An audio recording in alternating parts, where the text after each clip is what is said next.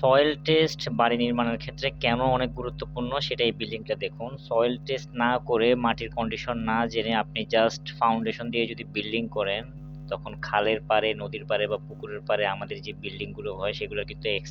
এক্সট্রাচারাল কিছু বিষয় থাকে। ওখানকার সয়েল কিন্তু সব সময়ের মতো সয়েলের মতো কিন্তু শক্ত হয় না, অনেক সফট হয়। তো ওই জায়গায় যদি সয়েল টেস্ট না করে আপনি বিল্ডিং করেন জাস্ট লোকাল কন্ট্রাক্টরের কথা মতো, যে আমি অনেক বিল্ডিং করছি কিছুই হবে না, জাস্ট ফুটিং দিয়ে বিল্ডিং করছে, এই ভদ্রলোক দেখেন শিয়ার পিরন নিতে পারে নাই, হচ্ছে বেস হচ্ছে কলাপস করছে, বেস কলাপস করার সাথে সাথে পুরো বিল্ডিং কলাপস করে বসছে।